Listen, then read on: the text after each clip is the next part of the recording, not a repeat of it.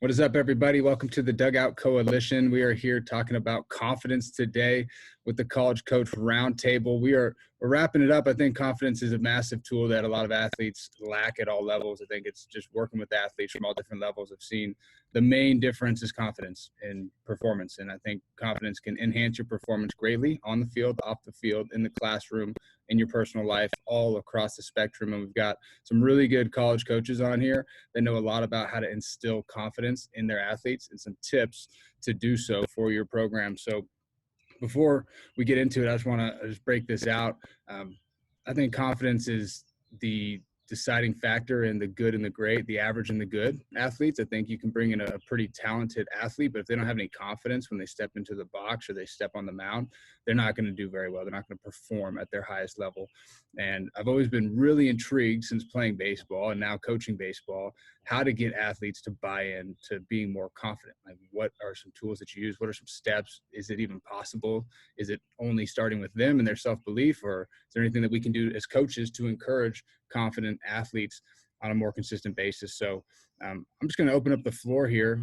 Ray, we'll start with you. I just kind of want to know, hey, what are some things that you've noticed, at least in your career since you've been coaching now, some tools that you've used to enhance confidence with your athletes? What are some things that you're doing right now to help athletes become more confident on and off the field? I think it's hard because really there's two ways to look at it. You're either the guy that's just flat out confident, he doesn't need to see it happen, or you're the guy that needs to see it happen to become confident.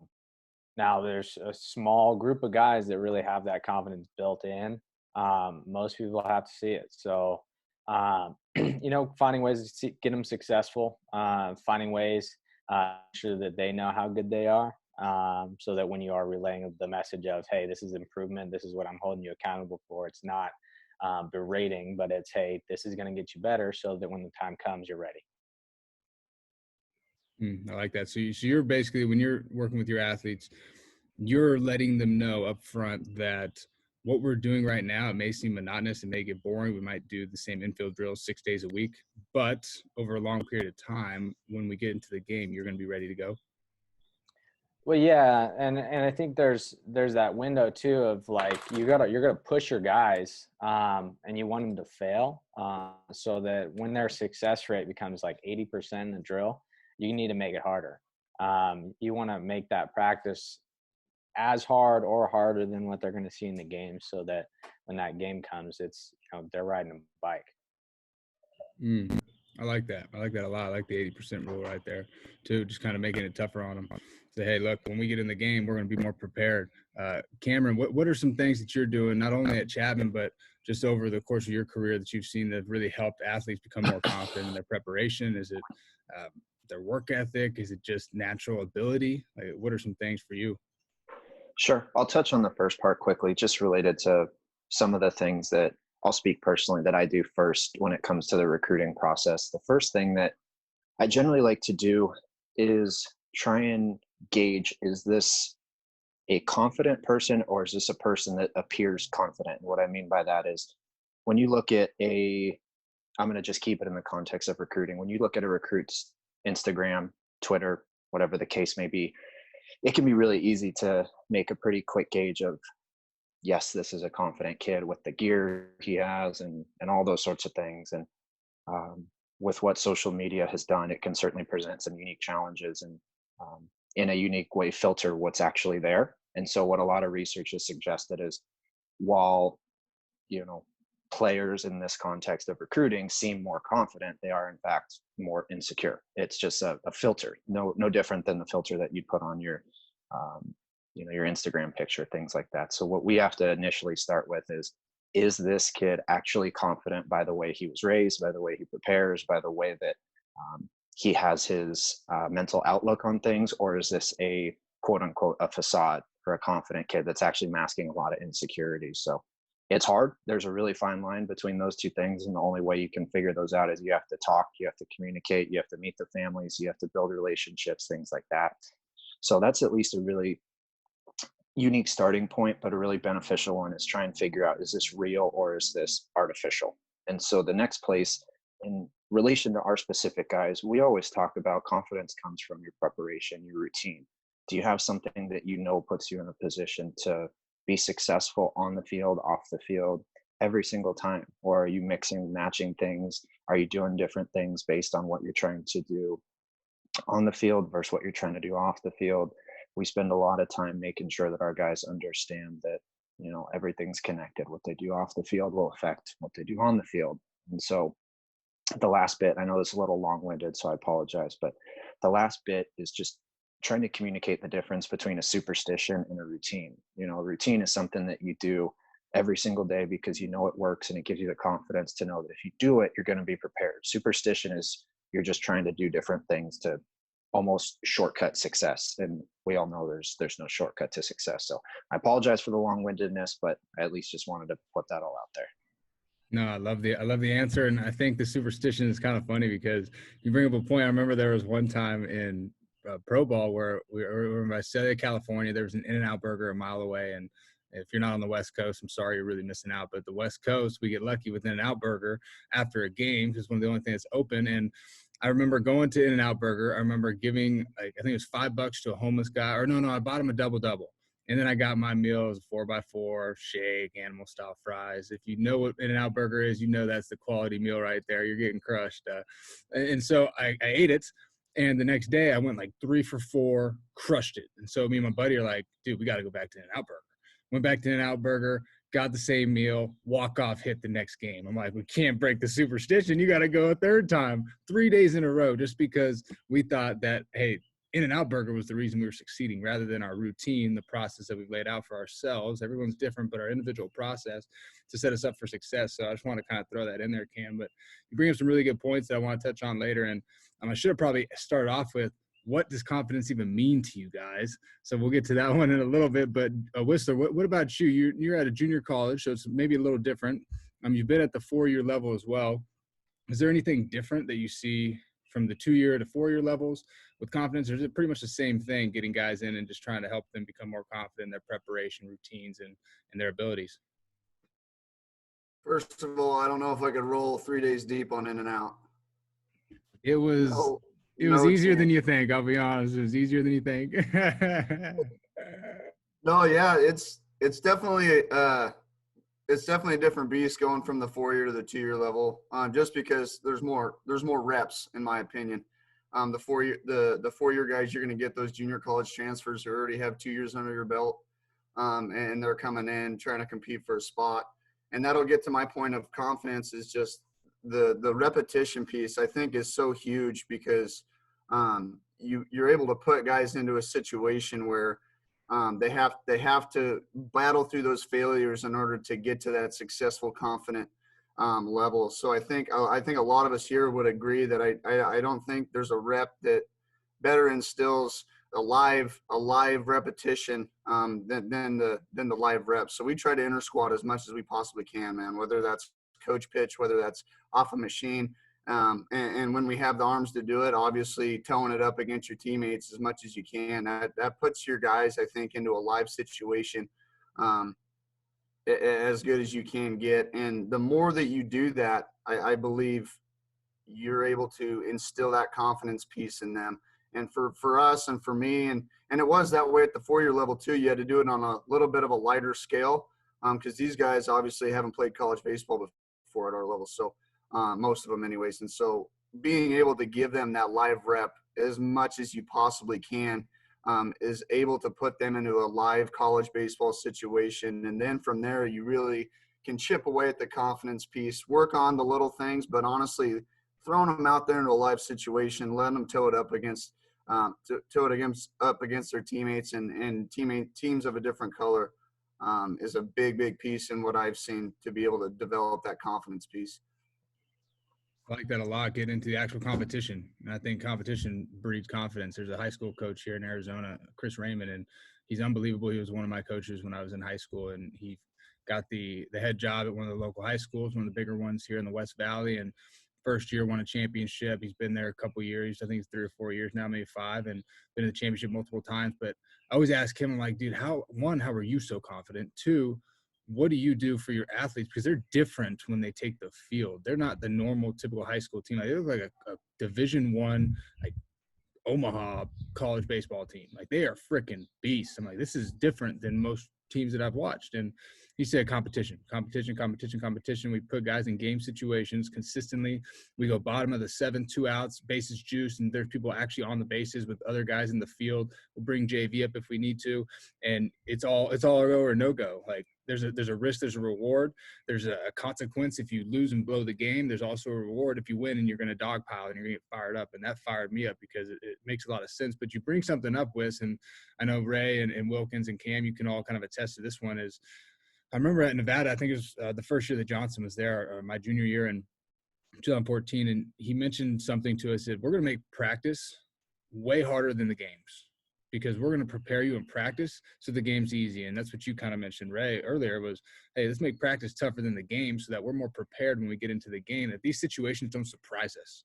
There's no surprises. We've seen every situation, Wes, like you mentioned, the game situations. You've seen the situations happen before they've actually happened. So now you're more prepared for those when they happen in the game. So I think that's a big piece that we can touch on here in a little bit. But Wilkins, what are some things that you've done maybe on the pitching side of the ball to develop confident pitchers? Because you know as well as I know, there's some head cases as pitchers, especially if they throw left-handed. So what are some things that you're doing, man, with your pitchers that are helping them become more confident athletes and more confident on the mound? Yeah, I mean, first off, Wes, I could eat in and out every day just like Byler. Like, I could go every single day. It's no doubt the best. That's why both of you are obese. No, we're does that swole. count in Sorry the biceps? about Yeah, does that count in the biceps, Cam? Come on, dude. I know you're not hitting any chest anymore. There's no gym around. Give me a break, dude. Come on.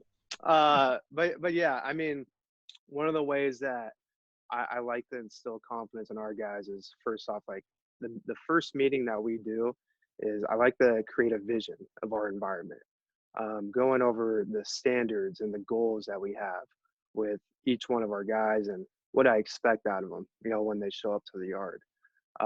It goes to how they act, how they prepare, how they treat the mates.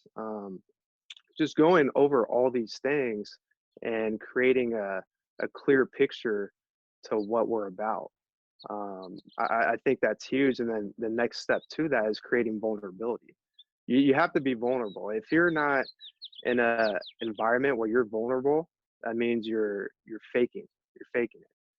You're faking how you're acting. You're promoting stress every single day on your body and your mental health. And then that is going to lead to bad performance.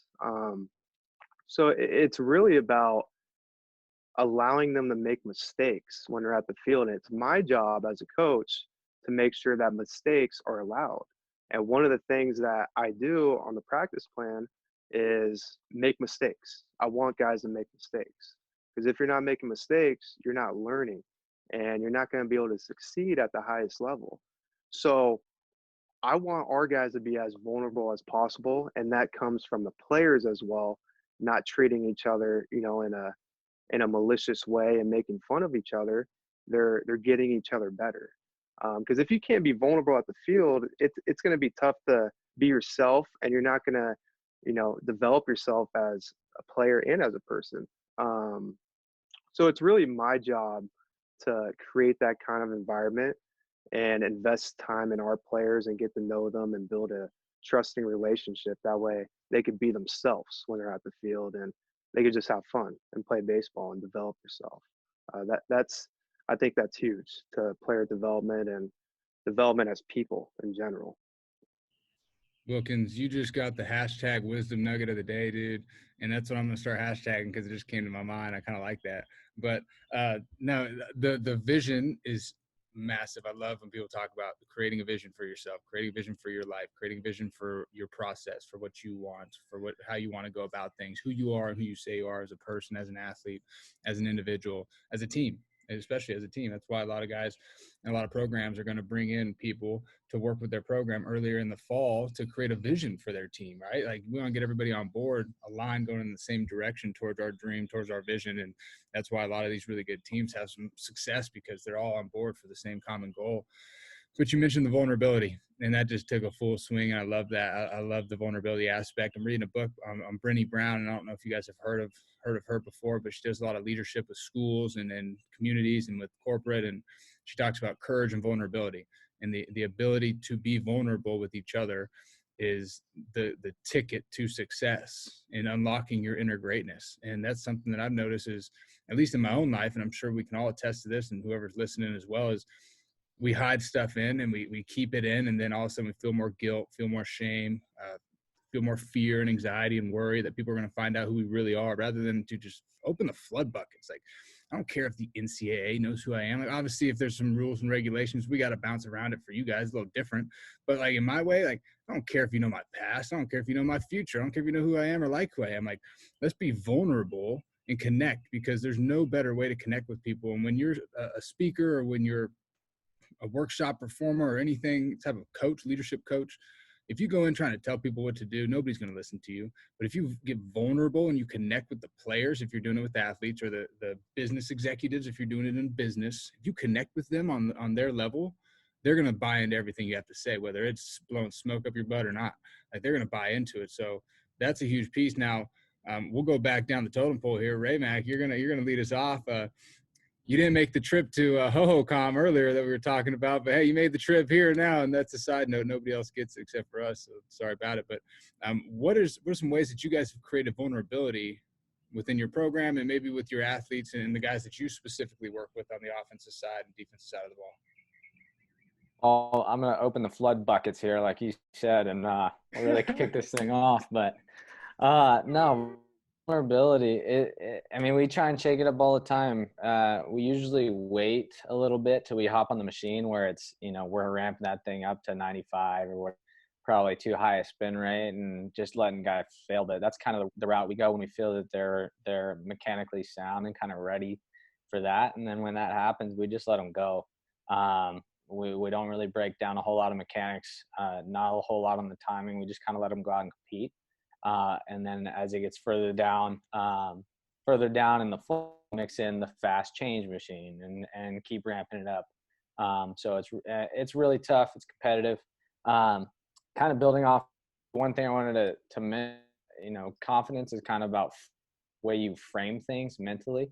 It's interesting when I read a stat the other day that MLS, when they're taking PK shots to win the game, it was about 85%. But if it was to tie the game, it was only like 60%. And for me, wild, Cam, wild. And so for me, it's those guys going in and going, hey, if I make this, I win it, versus hey, if I miss this, we lose, So the way you frame things mentally, I think, plays a huge factor in how confident you are, not in just our sport, obviously, but all sports. You may have taken the reins on the wisdom nugget of the day. That's right, boys. Now we're just up at each other. This is why this is good, because it's not just me up here trying to preach. Like, we've got a whole crew here. Cam, what do you got for me? Ray just went off the top ropes on Wilkins and just destroyed that comment. The people's champ, elbow to the neck. Sorry about the jugular. Go ahead, Cam.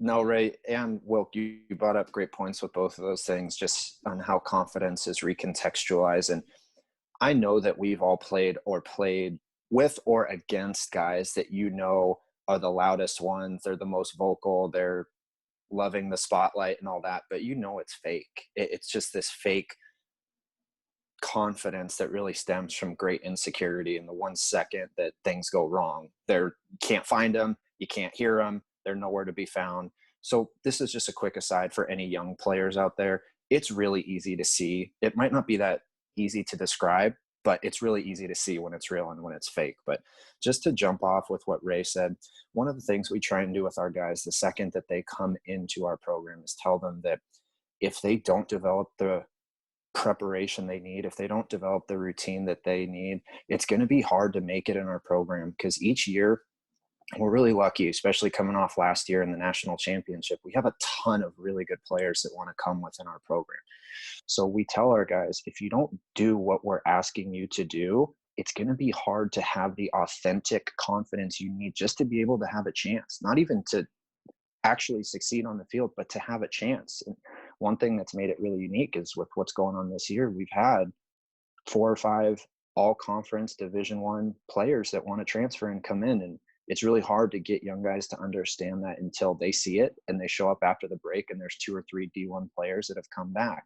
And we don't say it from a negative way. We just tell them that, part of what goes into our program was a lot of coaches working really hard to put it where it is. And we're just the ones that are lucky enough to get a benefit from that. But what goes into it is like what Wes said, what Ray said, what Wilk said. I know what you said, Biles. You have to be comfortable with the competitive setting. You just do, because if you're not, you're going to get exposed really quickly.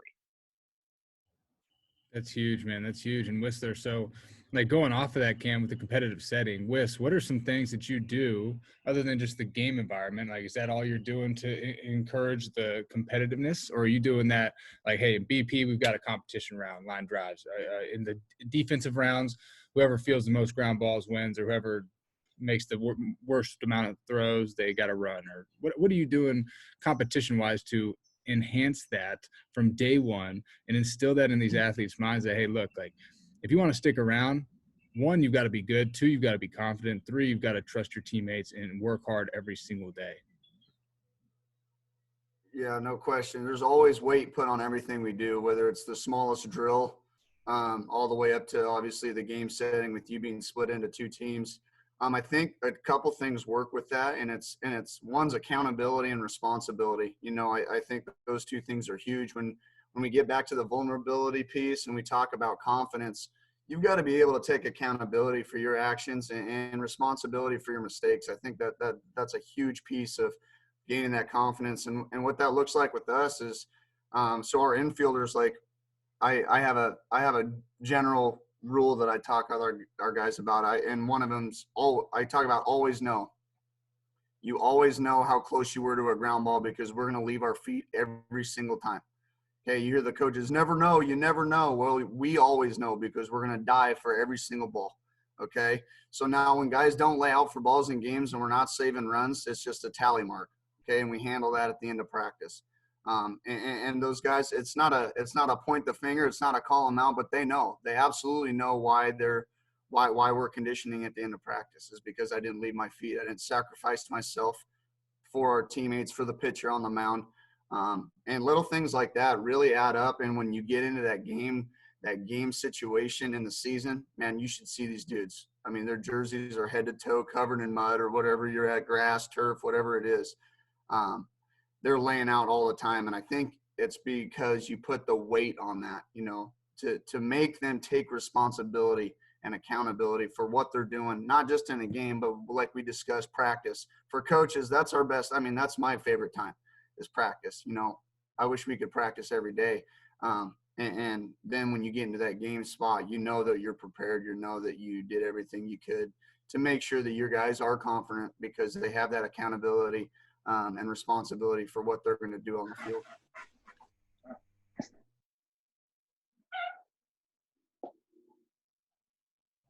Go ahead, Cam. Yeah, this is just a quick point before I'd love to hear from the rest of you guys on this. Just because there's been this downtime, I've been curious to look into championship teams across a ton of different levels. And it's pretty crazy if you look on how a championship college baseball program is run. There's probably, I would say, 6 to 7 position players that get about 90% of the at-bats, and there's probably 5 to 7 pitchers that get about 90-ish% of the innings. So that's 10 to 12 players that get almost 90% of the actual in-game reps, if you will. That should be incentive enough to be as competitive as you can be, just to even get into the lineup. And again, that's just for a championship team. So there's a lot of programs out there that stress having a great college experience. Shawshank, what's up, dude?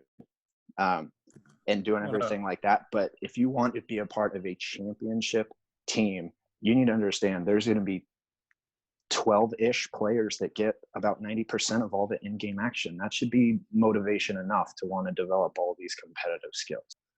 Yeah, and I think that goes to self-awareness with the player. Like when I've been sitting down at home, I've been thinking about what makes, really good teammates and really good players. And I've noticed that usually the bad teammates they're jealous of somebody else, whether it's getting more innings or they throw harder, and they see other strengths, and it really points out your weaknesses in a person or as a player. And I think that's one thing that I try to help with our guys, is just generating that self-awareness with themselves. It's not about other people.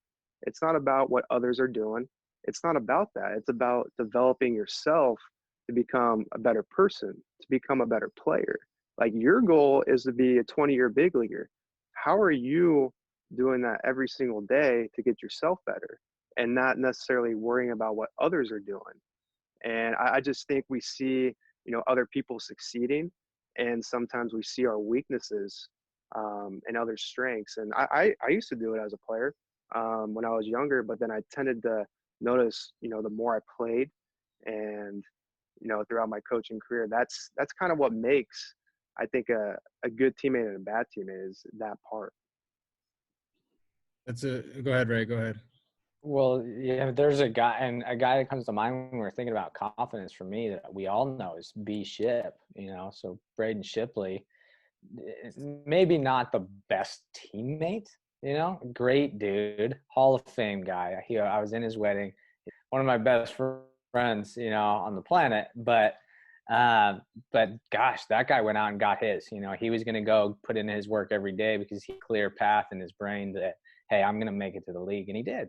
And when you can visualize that and see that internally, your path in front of you, you're much more likely to go and really reach that ceiling, I think, too. Because when it's not clear, you're not going to dedicate and devote your time like you need to get there. There was no doubt, no uncertainty in his mind that he was going to get to the big leagues and that he was going to pitch in an MLB stadium. There was no doubt in his mind that he was going to be a first rounder. There was no doubt at all. I think that's the epitome of somebody who's confident, right? No doubt. Like, there's zero doubts going through your mind about where you want to go and how you're going to get there. Shawshank, do you have something to add? One, welcome to the cast. You're on the hot seat now, baby. It's around the corner. Yeah. Or around the horn, not around the corner. I don't know what all has been talked about, but yeah. We're talking confidence. Confidence. But go ahead, do your thing. I know what the topic is, by the way. I don't No, B-Ship's a great example. I mean, we all know him. I grew up with him.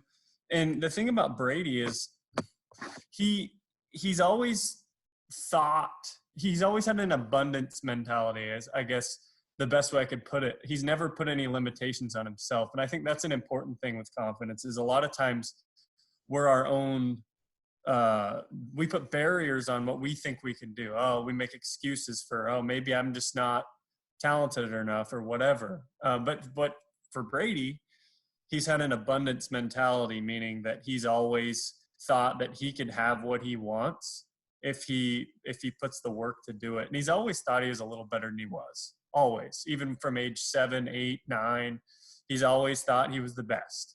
And that's a lot of the reason why he became what he is today, is because he always had great confidence in himself and knew that, in belief. I think belief is a big thing, but he had an abundance mentality, meaning he's going to get what he wants, and that's that. So I think that's important. Yeah, no, continue, Shaw. I'm going to ask you now, Shaw. You talk about the abundance mentality. I love the word abundance. I think it's so key, and not a lot of people really even understand what it means. I don't think, just you never really hear it that much.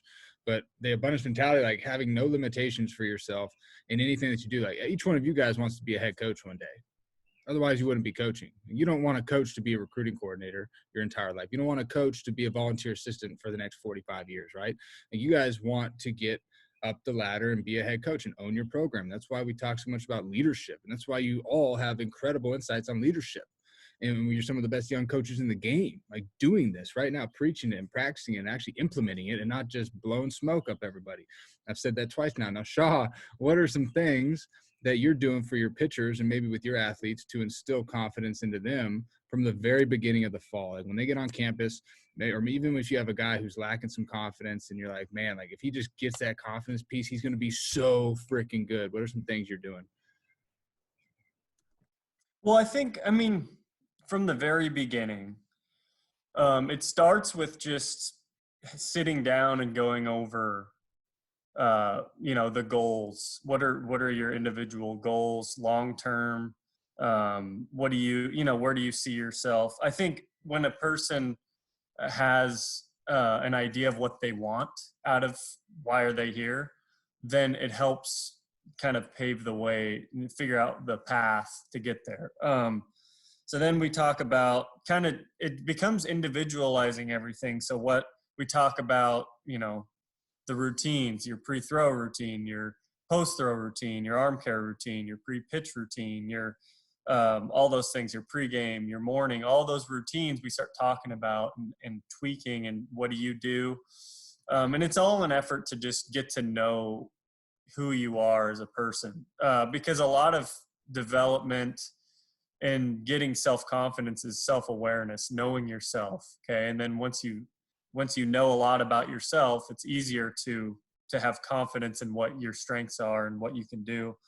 But yeah, and then it's down the line. It's just, we'll figure out how they move. We'll figure out what their delivery does. We'll figure out what their pitches do when they leave the hand. What's the data telling us? Does it match up to what we see? Is this pitch really a good pitch, or what? All these different things to get to know, get an identity. What makes you different than the next guy? What makes you stand out? And identifying all those things. And I think that helps. Just the more that you get to know them and they get to know themselves, it helps them be able to identify their strengths and all those different types of things. So, I mean, those are some things that we'll do other than just having, just conversations a lot. I think a lot of, and I don't know what everyone has talked about, but I'm just going to touch on a few things. Like, I think a lot of what Coach Johnson talks about is a lot of confidence when it comes to performance comes from preparation. And that's all those different things that I just talked about is preparation. And once a guy knows that they've prepared and done everything they can do, then a lot of times that eases their mind. Hey, I've done the work, and now I can just go play. But then there's other sides to it where we have a mental strength coach that talks a lot about confidence is easier when you're in control of your thoughts and your mind, and you're able to be assertive, and really just focus on, keep controlling your mind so that not negative thoughts can come in. He talks about how positive and negative thoughts can't occupy your mind at the same time. So, that's why we have the pre-pitch routines. That's why we do all those things, so that we're occupying our mind with positive things. And so the negative stuff like results and distractions can't come in, and we're totally just focused on the task at hand, and keeping it very simple, and not vague. Another thing that we'll do is we'll journal. We'll write down 3 things that we're doing well that day, and then 1 thing to improve.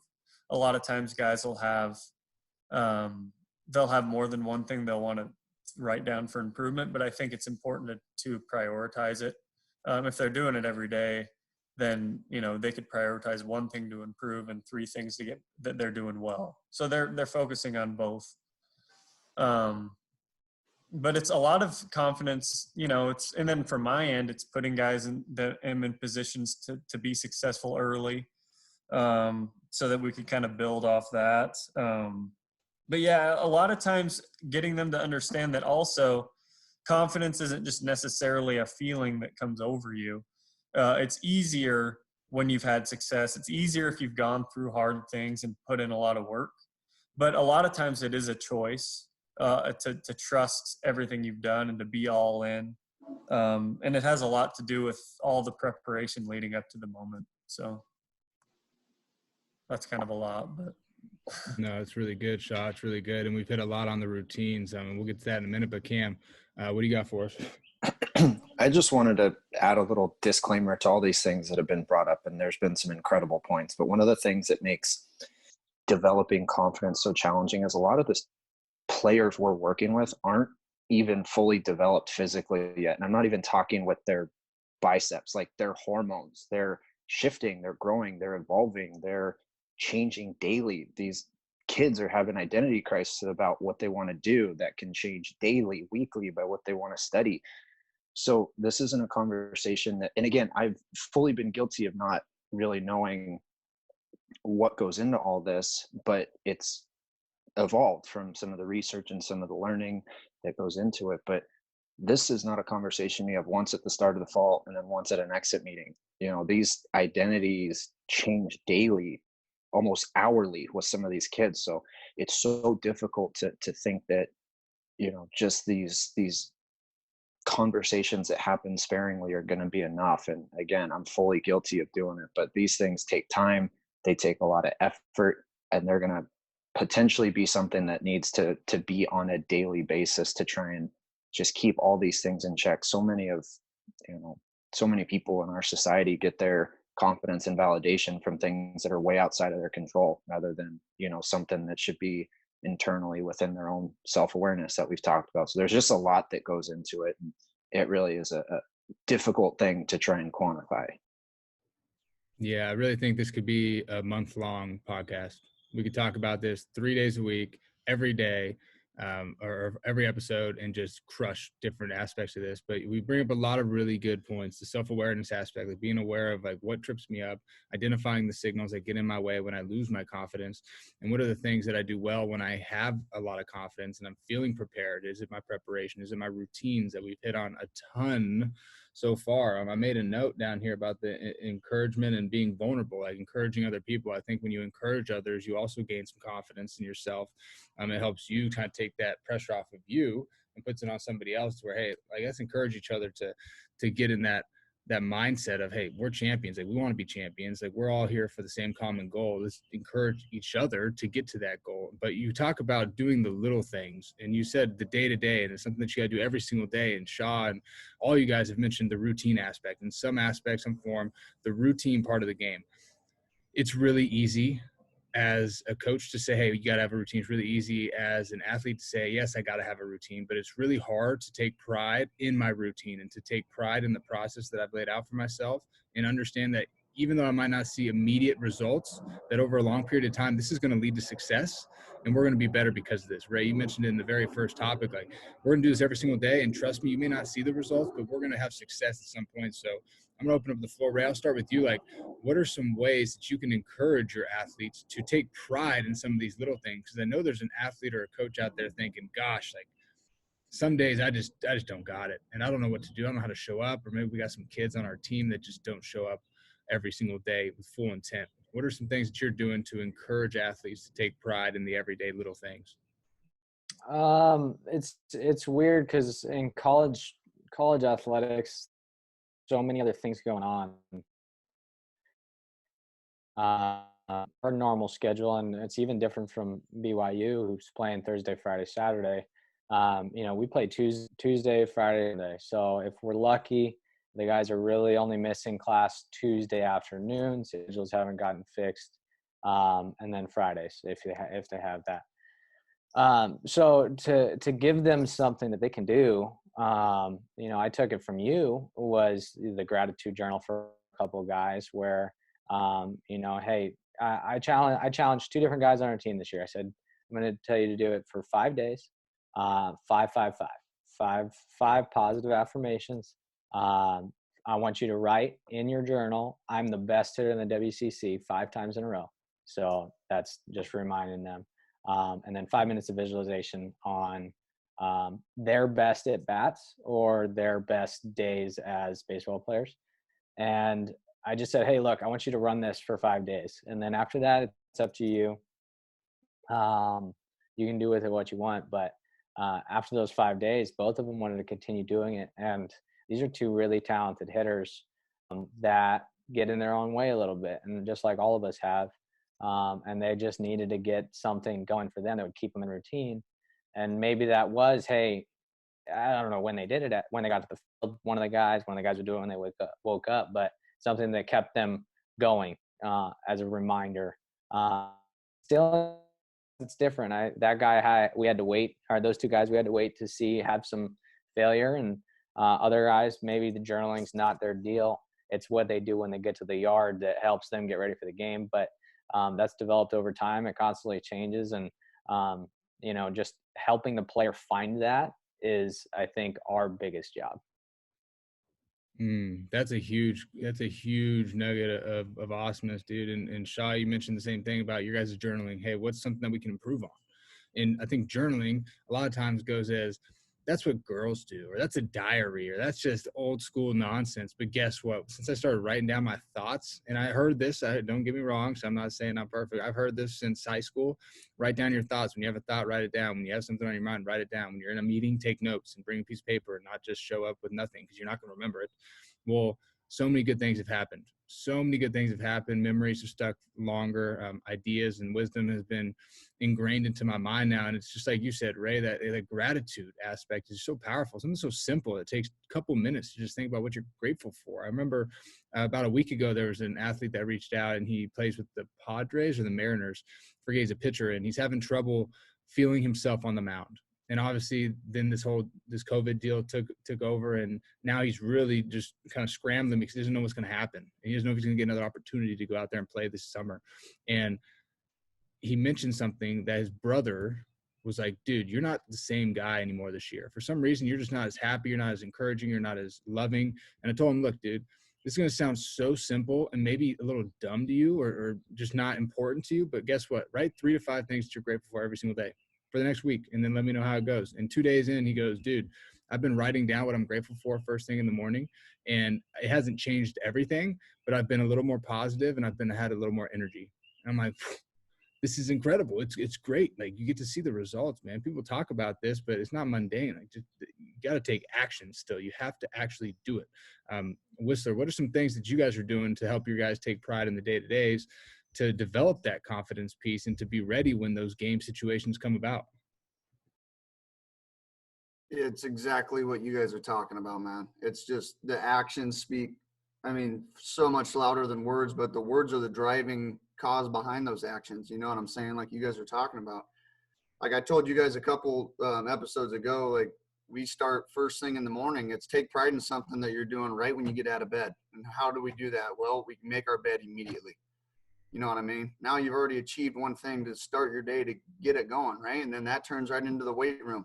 Okay, we're getting in there. I've already made my bed. I've already won my first battle. Now I'm going to dominate this one in the weight room. And then it's just a trickle-down effect with these guys to really take pride, have a sense of pride in their daily routine and what they're accomplishing. And that, at the end of the day, you're going to get to look yourself in the mirror and be confident. You know, that's what this whole podcast is about today. And I think everything that you guys have said is right on the money, man. Like, you've got to have that sense of pride and passion and the want to all day long through everything that you do, school, the homework, practice, all of it.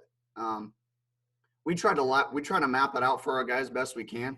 We're not micromanaging their entire lives, right? But we want to make sure that they've got a few foundations that are built throughout their day that, okay, this is what we're going to do, and we're going to do this consistently, right? We have study hall. That's happening 3 times a week, okay? We got all this other stuff that's going on. And we're making sure that they have a foundation of stuff that they can dominate and be successful with throughout a day to ensure that they're continuing this process of creating an environment for themselves where they can be successful and be confident. I love that, man. Creating a good environment, creating a foundation that serves you. It's incredible, dude. And you guys are doing a great job of it. It's a testament to how you guys are performing. Wilkins, what about you? What are some things that you guys are doing over there at Dixie that have been impactful? Because you guys got to a great start this year. You guys are crushing it. And now some changes going into the new year. What are some things that y'all are doing over there at Dixie? Yeah. One of the things that I found really beneficial for our guys is visually showing them videos of elite athletes, Kobe Bryant and his work ethic, him talking about how he developed his game or some of the things that he does in an everyday routine. Michael Jordan, Tiger Woods, Garrett Cole, all these guys, you're going over, what elite athletes do, and they're picking kind of their brain a little bit, and they're trying to come up with their own routine of how to do things on the field and off the field. And my job as a coach is to meet with that guy and be like, hey man, why are you here? Like, why are you playing baseball? What is your ultimate goal? Like, you say you want to be a big leaguer, but you're not doing everything that you can, on the field and off the field. Your routine isn't good. You got a 1.7 GPA, man. Like, what are we doing? Obviously, what you're doing off the field, it's going to impact how you do things on the field as well. And one of the guys that really turned it around on our team was Ben Hart. He's a left-handed pitcher, freshman. Freshmen have a tough time, in their first year of college, but I think he had somewhere between like a 2.1 to 2.2 GPA. And he flipped it around this semester right now. I think he's at like a 3.8 GPA just by telling him like, hey man, what are you doing here? Like, the way you do anything is how you do everything. And if you're not going to do well off the field, in the classroom, or in your relationships with other people, or in your preparation, you're not going to be good on the field. So just constantly meeting with each guy and reminding them what's their why, I think, and how they're becoming a better person and a better baseball player. I think that's the biggest thing, is just investing in each player and themselves. Investment, man, and investing in the athletes. I mean, you have them for a certain amount of time. We all know the coaches who maybe didn't invest the time to build a relationship with us, and we know the ones that do. We remember the ones that do a lot more than the ones that didn't, because we've had that relationship. We usually still talk to them, and they mentor us, and they're people that we look up to, and we use a lot of what they've taught us to pass it along to the next generation. So I love that piece, Wilkins. Now, Bradshaw, what about you guys? I mean, you've got a different dynamic over there in a way, because you've got a whole wide range of age groups coming in, coming out. You got guys leaving for trips, coming back. Like, you've got some crazy things going on, some obstacles that you guys have to kind of handle there as a program. What are some things that you're doing to instill that pride and some of the little things and those routines that you guys have developed for your athletes? Yeah, we do have a wide range of guys, and I think that it could almost be an advantage in some ways, having guys go out for a couple of years and go on a mission and come back. A lot of times they'll have a different kind of outlook on things and a kind of renewed sense of gratitude for just being there. They weren't able to play baseball for 2 years. They were out, on a mission for 2 years, and it's probably, and a lot of times in a third world country, so that just a culture shock type of deal, but they come back and they're, kind of a renewed sense of gratitude for just being there, a little bit of a different outlook on life. So a lot of times that alone drives them to just they're just happy to be there. And a lot of times when you're happy to be there, it's just a matter of instilling the competitive edge back in them, But as far as instilling the confidence, I mean, I kind of talked a little bit, but I think one thing that's important is, we try to get them to be assertive, in that everything they do is assertive, deliberate, as opposed to, there's different types of confidence, one being arrogant, but in my opinion, that's kind of a fake it till you make it situation. You just believe that you're going to get it done no matter what you do, which is not going to last.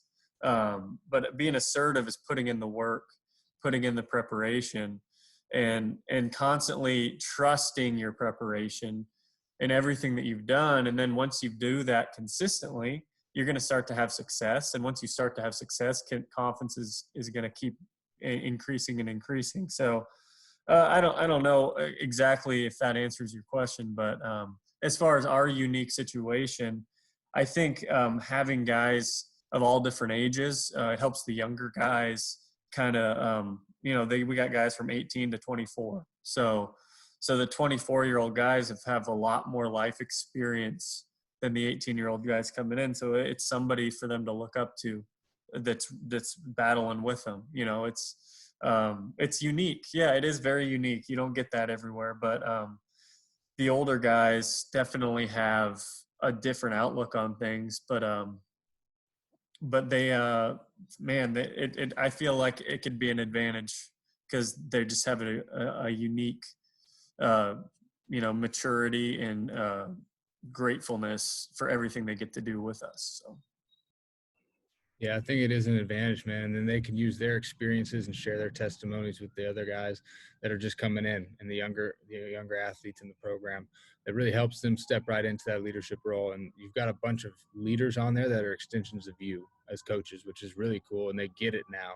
Maybe it took them going away for a couple of years to understand how amazing they have it there and the amazing opportunities that they have with you as a program and with the coaching staff and with the teammates that they have and how unique the college experience is. It's a beautiful thing. That's why college baseball is the greatest sport in the world. It's way better than professional baseball. It's way better than high school baseball. It's better than anything in the world. I mean, I can't even imagine not having college baseball until now. And it's weird because you get to see the camaraderie. You get to see people fully bought in for one mission, one goal. The selfishness is totally out the window for the most part. And it's a beautiful sport, man. And that's why I just have so much gratitude for you guys and what you bring to the table and what you're providing for these athletes, because it's really a decision period for a lot of people. You go out from high school, you're usually away from home for the first couple of years of your life. You're away from mom and dad. You're trying to figure out how to fend on your own in the real world. You've got obstacles. You've got weights early, you've got school, you've got so many responsibilities, a schedule that you actually have to go to and handle a little bit. There's so many things that pop up, and you still want to go play professional baseball one day and manage your social life. And it's a whole whirlwind of things that you've got to kind of handle and compound, but I don't think you're able to do it without confidence. And like you said, confidence comes from your preparation and how you prepare every single day. On the field, yes, but off the field, most importantly, in my opinion, that morning routine. What are you doing to set yourself up for success? And the more that we can instill this in our athletes and in the youth nowadays, because school's not teaching it anywhere. There's nobody in school teaching a morning routine or teaching you how to breathe or teaching you how to write gratitude journals. None of that's happening. So the more that we can instill that and be a positive light in the communities is huge, very, very huge. So just to kind of end this deal, what are you guys' closing remarks? Anything that you want to add as far as confidence, anything that you've experienced across your way of maybe an example of somebody who was just very confident in their abilities? I know we mentioned Shipley earlier. He's incredibly confident and did amazing things. But Ray, do you have anybody else in mind that maybe exemplified pure confidence, and it wasn't in the cocky way? It was more like, hey, I know I got this, and my teammates are able to see that in me, so now I feel more confident.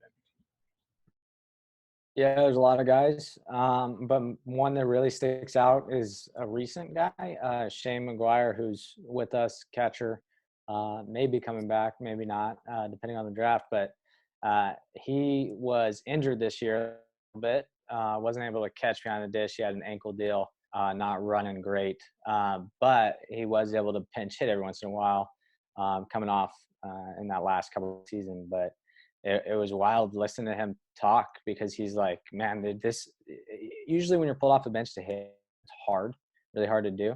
But he's like, yeah, coach, I can just sit back. I got 7 innings, visualize success. And then I get up there and I know when I'm going to get in a bases loaded or a tight situation, I'm just going to bang him in. And he was like 4 for 5 in his at-bats coming off the bench this last few games of the year. And that's just kind of the way he is as a person and a player. Nothing rest of them out. He really does a good job of kind of riding that even keeled temperament, because then when he gets out 1 out of 5 times or whatever, he just knows he's going to get that hit the next time. So if you can stay even keeled, the confidence a lot of times will come with that too. Yeah, you mentioned the pinch hitting. That is not easy to do for anybody. It is the toughest thing in baseball, man. That is incredibly hard. But I love the fact that I'm going to get up and I'm going to bang him in. No worries. I'm good. All good. Let's get this thing done. Let's make it happen. Simple, dude. Simple, man. Let's go. I love it. Simplicity equals success, man. I love simplicity. Wilkins, what about you? What's maybe a story or an athlete or a coach, somebody that's resembled pure confidence that has inspired you or your teammates or the squad that year? Oh man, I think there's an endless list, but coaching wise, I'd say Coach Johnson, no doubt. The way he goes about his business, instilling confidence in other people, the way he treats other people, it's unbelievable. I've never seen anything like it. In terms of the players, I'd say most of our staff this year did a really great job. Jack Gonzalez comes to mind, left-handed pitcher, junior. And he just knew that he was going to go out and throw 8 innings for us and get a win. He just knew. Just his whole demeanor. The dude worked harder than anybody on staff. You know, he'd stay late. And I think that's really what comes down to being great is, you know, having a vision, having, you know, standards of your, you know, what your standards are, what your goals are, and failing a lot.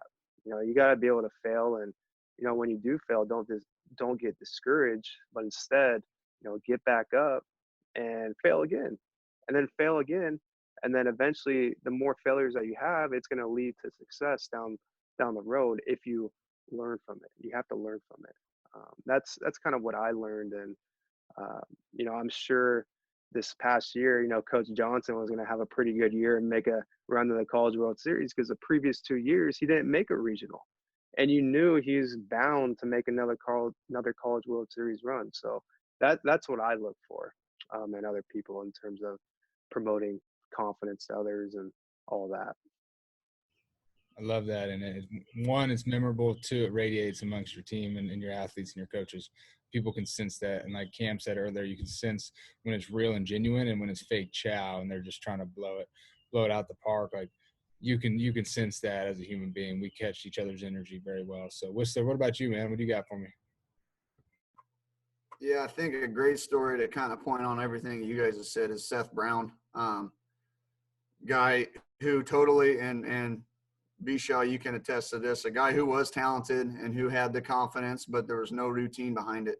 You know, it was a very, very arrogant confidence, right? Who was just a guy that he went out and performed, but there was really no routine behind it, and it took a certain coach to be able to humble him, and for him to find himself and find his routine.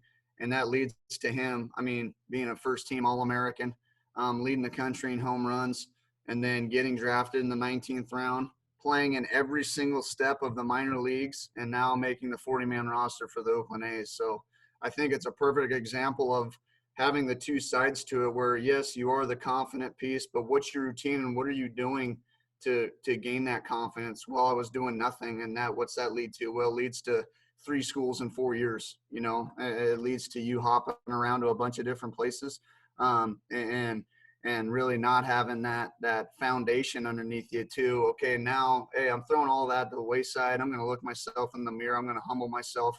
I'm going to create a routine, and I'm going to dominate it every single day. And now that turns you into what you are now, a big leaguer who's going to get, you know, that big league contract, that big league paycheck for an entire year.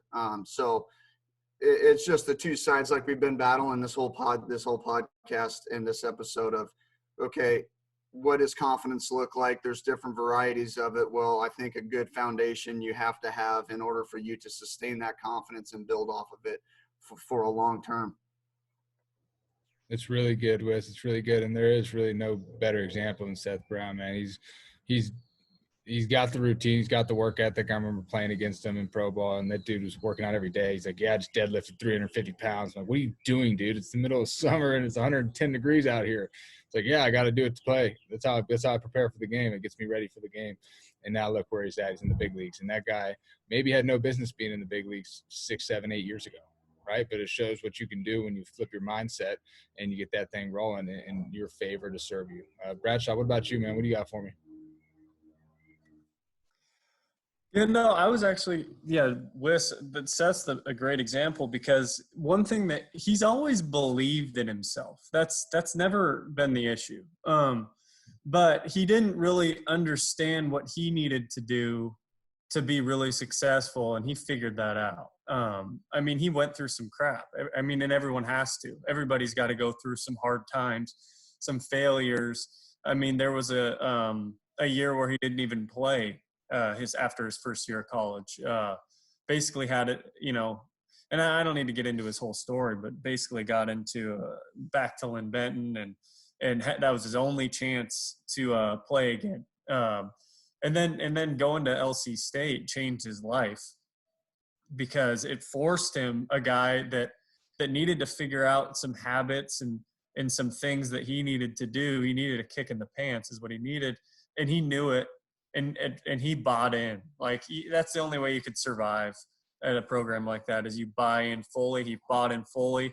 And it was the habits and the mentality and the all those skills that he learned there that got him through the rest of the way. I mean, he had his struggles in pro ball. He always had his struggles with beating himself up, being too hard on himself. But that was the turning point in his pro career when after, you know, he had a good first year and then he struggled a little bit. But then he kind of stopped beating himself up and he stopped throwing away at bats. And he just focused on just being his best self every at bat and just not caring as much about getting out. Well, I mean, he's always going to care. He's just not going to let it affect him as much. But that's another thing. You can't beat yourself up and let it affect the next opportunity. That's the separator, I think, for a lot of guys in pro ball. But that was what separated. And then obviously he just committed to the weight room, which he had never done in his life. He's always been a big, strong kid. And then you throw a big, strong kid in with just crushing the weight room. He just became an animal. And then that's where all the skills really could start to come through and be maximized. But yeah, it's all about, you know, it's just a couple other things to just note. I don't know if this has been touched on, but I think a lot of people's confidence is hindered when they're comparing themselves to other people and they're focused on other people. But really confident people, you just could see are just very secure with themselves, and they're in charge of themselves first. And they're like, this is what I need to do. And then they're obviously when they're not comparing themselves, they're not worried about what other people think. They're not worried about what the coaches are thinking. They're just secure with themselves. And you can see that visually. And so, yeah, that's one note I wanted to make. And then another thing, I know a lot of I don't know if our audience is mostly players or coaches, but I think coaches can do about another just tidbit to instill confidence is just, it's your body language says a lot. And I'm talking in game. You know, if you're showing a negative emotion towards something a guy's doing, then how do you expect them not to?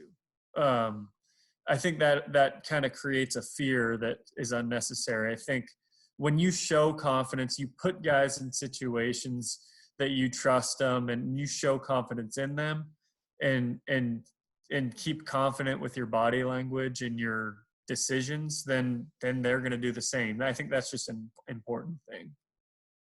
Easy B. Are you afraid or were you afraid of monsters when you were a kid in your closet? Monsters in my closet. I was definitely afraid. I thought that every time when I would run into my bed, I thought that there was somebody going to grab my leg when I got into my bed. So I would like wobble over and then jump over my bed. I had to sit in my bed. Yes. So I was a little afraid. Are you still afraid of those monsters? I am not afraid of the monsters in my closet, Ray. And I don't know what kind of poetry you're trying to spit at me, but just get it out. No, stay with me. Stay with me here. Okay. You beat that fear by the amount of times you walked into that room and there hasn't been a monster there. So keep barging down the doors, keep challenging yourself, keep opening the door when you know it's dark and scary in there, and eventually you're going to be so dang confident that you're just going to walk into that room and be a big busy bee one day. That is legendary, dude. That caught me way off guard, but you might have just topped everyone for the wisdom nugget of the day. That might have just topped right there. Drop the mic. Ray Mack hopped on the mic. We don't have the studio yet, but we're gonna get the studio. This was great, guys. This was amazing. Just being able to discuss confidence. Not only do these guys show confidence in everything that they do, but they truly believe this, and they're actually practicing what they preach every single day, and their athletes buy into them. I remember seeing Shaw with his pitching staff, I think 2 years ago at Santa Clara, and just his guys like bought into him. They're coming up asking questions. They truly bought into who he is as a person and what he's trying to get across to them. And it shows in how they perform. Ray, same thing with you. I watched you. I haven't gotten to watch Whisler or Wilkins yet in the coaching role yet, but I can only imagine. But with Ray, they're asking questions when he's there early and he's working on the field and doing all the things that most people don't see that college coaches are still doing at a lot of places. They're asking questions. They're showing up. They're wanting to learn, and they're being open with him. They trust him. And it goes back to that vulnerability piece. It goes back to that relationship piece that we talked about in the very beginning of this whole thing. And confidence is a massive tool that anybody can use to enhance your development right away. Coaches, players, parents, anybody in the world can use this. So I think there's a lot of valuable insight on here, and I know a lot of people are going to get a lot out of this one. So appreciate y'all hopping on with me. I appreciate you guys listening in. If you have any questions or have anything that you want to add in about confidence or anything that you maybe do as a program, or if there's something that you want to ask one of us a question, email us, shoot us on social media. You can find us anywhere, Major League University. We're always open to answering questions and asking questions and being a part of questions because we all want to grow and get better. So appreciate y'all listening in.